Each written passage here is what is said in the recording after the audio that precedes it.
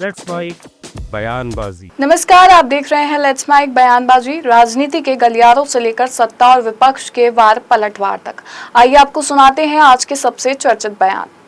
लोकसभा में विपक्ष के नेता और कांग्रेस सांसद राहुल गांधी ने कोटा में छात्रों से बातचीत के दौरान देश की शिक्षा व्यवस्था को लेकर अपनी बात रखी। राहुल गांधी ने कहा कि शिक्षा प्रणाली की सबसे बड़ी कमी ये है कि वह बच्चों के सपनों और उनकी पसंद के विकल्पों को पर्याप्त महत्व नहीं देती। अगर छात्र सफल होंगे तो भारत सफल होगा।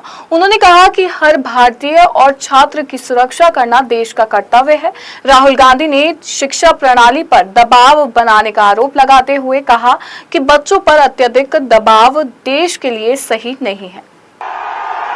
हिंदुस्तान का एजुकेशन सिस्टम अपने बच्चों को प्रेशराइज करता है, स्ट्रेस देता है, दबाता है, कुचलता है और ये देश के लिए सही नहीं है। मैं चाहता हूं कि हम सब एक साथ मिलकर we work together to ensure that no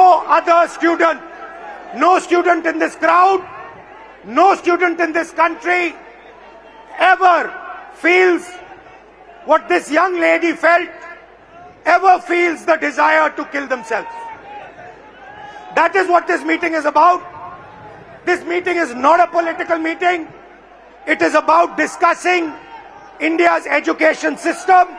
Rajasthan विधानसभा में नेता प्रतिपक्ष और कांग्रेस नेता टीकाराम जूली ने लोकसभा में कांग्रेस नेता राहुल गांधी के राजस्थान दौरे को लेकर कहा कि राहुल गांधी युवाओं की उम्मीद और छात्रों की आवाज हैं। टीकाराम जूली ने राज्य और केंद्र सरकार पर युवाओं के मुद्दों को लेकर निशाना साधते हुए कहा कि लगातार पेपर लीक और परीक्षाएं रद्द होने जैसी समस्याएं सामने आ रही है, लेकिन सरकार इन पर जवाब नहीं दे रही है। उन्होंने रोजगार के मुद्दे पर भी सरकार को घेरा।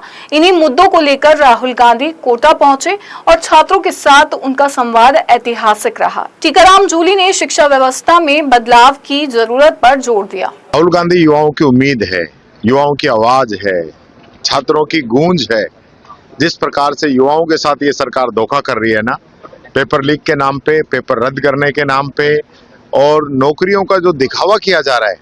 कितने बच्चों को रोजगार मिल रहा है, जॉब कितने लोगों को मिल रही है, उनकी जेब कटती है, परिवार के लोगों की जेब कटती है, बच्चे डिप्रेशन के अंदर आते हैं, सुसाइड करते हैं और फायदा जो है कुछ लोग उठा रहे हैं और सरकार इस पे कतई ध्यान नहीं दे रही है। लगातार पेपर लीक पे पेपर लीक हो रहे हैं, उस पर सरकार कोई जवाब नहीं दे रही है। धर्मेंद्र प्रधान का इस्तीफा नहीं होना है।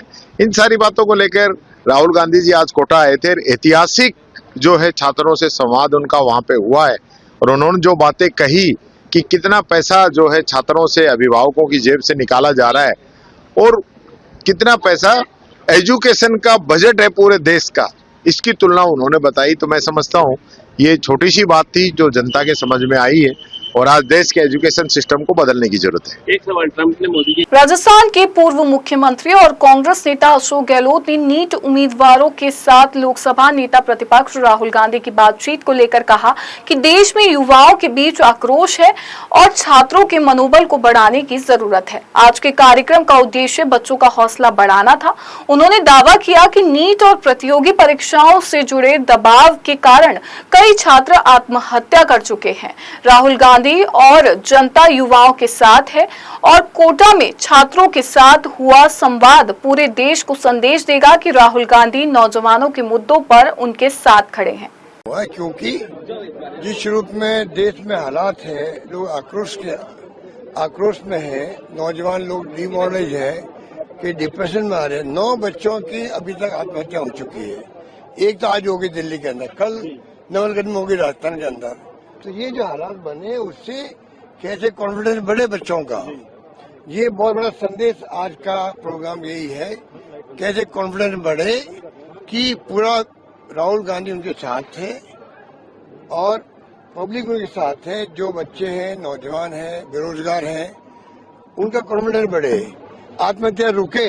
ये बहुत बड़ा संदेश देने वाला प्रोग्राम है। ये प्रैक्टिकली उन्होंने बुला के परिवार को भी, स्टूडेंट्स को भी ये प्रयास किया है कि पूरे कंट्री मैसेज आए कि राहुल गांधी खड़ा है नौजवान के साथ में, उनकी समस्याओं के साथ में, उनके साथ जो बीत रही है पेपर लीक के बाद में, डिप्रेशन में आ रहे हैं, आत्महत्या कर रुकनी चाहिए आत्महत्याएं। ऐसे प्रोग्राम से ही मैं समझता हूँ, ये तो लोग समझ नहीं पा रहे, जो सत्ता में बैठे लोग अहंकार घमंड में है, उनको समझना चाहिए ये भी काम उन्हीं का है। भाजपा नेता राजेंद्र राठौड़ ने पेपर लीक मामले को लेकर कांग्रेस और राहुल गांधी पर निशाना साधा। राजेंद्र राठौड़ ने कहा कि राजस्थान में कांग्रेस के पिछले कार्यकाल के दौरान 19 पेपर लीक हुए, जिसमें लाखों युवाओं के सपने प्रभावित हुए और उनके भविष्य के साथ खिलवाड़ हुआ, और उस समय दोषियों के खिलाफ प्रभावी कार्रवाई नहीं की गई और राहुल गांधी ने भी इस मुद्दे पर सवाल नहीं उठाए। कोटा में राहुल गांधी युवाओं की चिंता की बात कर रहे हैं, लेकिन उन्हें बताना चाहिए कि कांग्रेस सरकार के समय पेपर लीक की घटनाओं पर वह मौन क्यों रहे। होने के लिए जिन 2 बच्चों ने आत्महत्या की, एक दिल्ली में एक देहरादून में, कोटा में आकर उनको श्रद्धांजलि देने आए हैं। और एक अनूठी कॉमेडी सर्कस में कोटा में चल रही है। जिस तरह फ्लॉप फिल्म जब होती है तो उसको बॉक्स ऑफिस पर हिट करने के लिए कलाकार और उसके कुछ लोग उसको आगे बढ़ाने के लिए स्क्रीन पर आते हैं, उसी प्रकार आज इस विद्यार्थियों से संवाद करने के लिए राहुल गांधी जी ने 2 पॉप सिंगर लश्करी और कर्मा को परफॉर्मेंस देने के लिए बुलाया है। नीट की परीक्षा से 72 घंटे पहले कोटा में आकर विद्यार्थियों के बीच में जाकर, और विद्यार्थी भी कोचिंग सेंटरों से जबरदस्ती बुलाकर बुलाए जा रहे हैं। और जब उन्होंने देखा कि शो फ्लॉप होगा तो पहला मौका है, कांग्रेस की हालत कितनी पतली है कि पॉप सिंगर और उनके माध्यम से, जो मैंने पहले आपको बताया, लश्करी और कर्मा की परफॉर्मेंस के माध्यम से आज श्रद्धांजलि देने का एक अनूठा तरीका मैं देख रहा हूँ। मैं समझता हूँ कि जिस प्रकार पिछली सरकार के समय में एक के बाद एक 19 पेपर लीक हुए, दर्जनों विद्यार्थियों ने आत्महत्या की, उस समय उनको विद्यार्थी के उस आत्महत्या के लिए संवेदनाएं याद नहीं आई। और आज एक अजीब संयोग भी मैं देख रहा हूँ, सचिन पायलट जी और अशोक गहलोत जी दोनों एक साथ मंच साझा किए। लोकसभा में विपक्ष के नेता और कांग्रेस सांसद राहुल गांधी के छात्रों के साथ संवाद कार्यक्रम को लेकर कांग्रेस नेता पवन खेड़ा ने प्रतिक्रिया देते हुए कहा कि राहुल गांधी ने कार्यक्रम में महत्वपूर्ण आंकड़े और तथ्य सामने रखे। उन्होंने आरोप लगाया कि प्रतियोगी परीक्षाओं के नाम पर गरीब और मध्यम वर्ग के छात्रों से बड़ी रकम खर्च हो रही है। उन्होंने शिक्षा के बढ़ते निजीकरण पर चिंता जताते हुए कहा कि इससे आने वाले समय में गरीब और मध्यम वर्गीय परिवारों के लिए शिक्षा हासिल करना मुश्किल हो सकता है। उन्होंने आज जो दिया, जो हमें भी नहीं मालूम था, कि कितने गरीब लोगों से लाखों करोड़ रुपए छीने जाते हैं इन एग्जाम्स के नाम पर, और फिर इन एग्जाम्स में पेपर लीक अलग हो जाते हैं। ये देखकर हैरानी हो रही है कि जिस तरह से निजीकरण हो रहा है शिक्षा का, उससे गरीब और मिडिल क्लास के लिए तो ये शिक्षा। भाजपा नेता अरुण चतुर्वेदी ने कांग्रेस पार्टी और राहुल गांधी के कोटा कार्यक्रम को लेकर हमला बोला। अरुण चतुर्वेदी ने आरोप लगाया कि कांग्रेस नेताओं और राहुल गांधी ने अपने वक्तव्यों के जरिए देश में अशांति का वातावरण बनाने का प्रयास किया है। उन्होंने कहा कि राहुल गांधी युवाओं के भविष्य के साथ खिलवाड़ कर देश को पीछे ले जाने की कोशिश कर रहे हैं। कांग्रेस नेता राहुल गांधी जी का कोटा में आकर के नीट के नाम पर एक बड़ी नौटंकी देखने का अवसर है, जिसमें सारा देश आज अपने अपने विषयों को लेकर के उत्साह के साथ खड़ा है। उस समय देश में एक अशांति का वातावरण खड़ा करने के लिए जिस प्रकार का वक्तव्य उन्होंने अपने लगभग 20 मिनट के उस पूरे कार्यक्रम के दौरान देने का प्रयास किया, ऐसा लगता है कि कहीं ना कहीं आज इस सिस्टम में से असंतोष खड़ा करने का प्रयास कांग्रेस और कांग्रेस पार्टी के नेता कर रहे हैं। कांग्रेस नेता सचिन पायलट ने राहुल गांधी के छात्रों के साथ संवाद कार्यक्रम को लेकर कहा कि देश की शिक्षा और प्रतियोगी परीक्षा व्यवस्था में बदलाव की जरूरत है। सचिन पायलट ने कहा कि बच्चों के सपनों को साकार करने के लिए नई सोच और नई परिकल्पना के साथ आगे बढ़ना होगा। उन्होंने राहुल गांधी द्वारा युवाओं के मुद्दों पर ध्यान केंद्रित करने की सराहना की। बदलना पड़ेगा। शिक्षा का जो इंफ्रास्ट्रक्चर है, जैसे एक तरह माफिया बन जाता है कोचिंग का, ट्यूशन का, और मिडिल क्लास फैमिलीज, ग्रामीण क्षेत्र के लोग इसमें फंस जाते हैं। बच्चों के सपने कैसे साकार हो सकते हैं, एक नई सोच, नई परिकल्पना को बनानी पड़ेगी।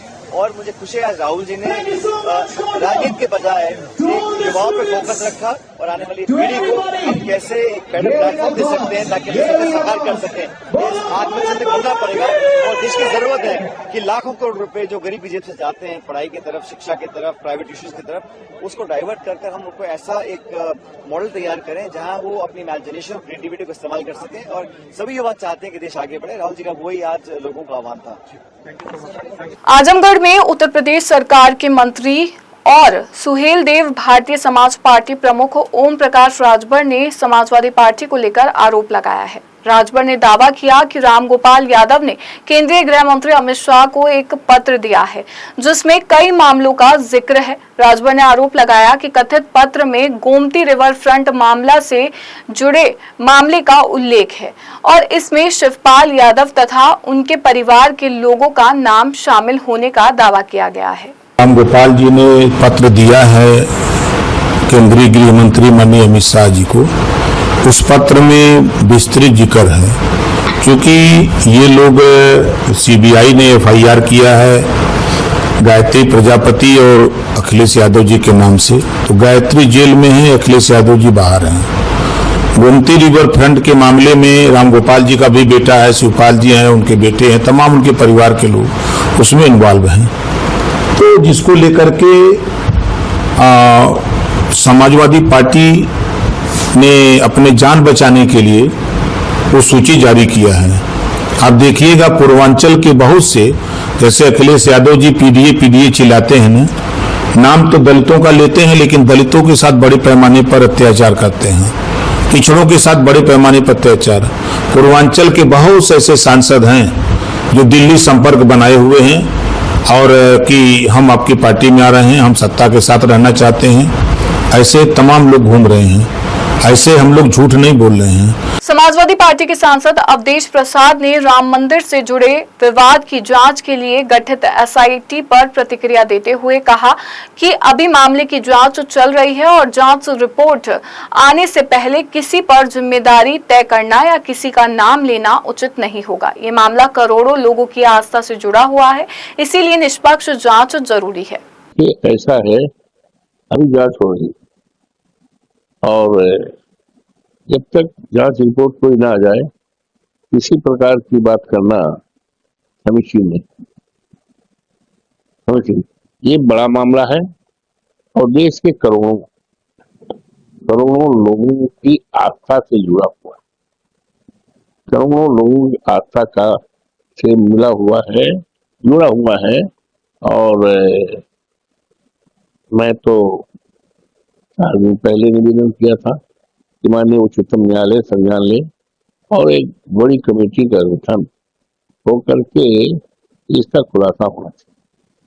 अभी कौन जिम्मेदार है, कौन क्या है, किसी का नाम लेना मैं समझता हूँ उचित नहीं।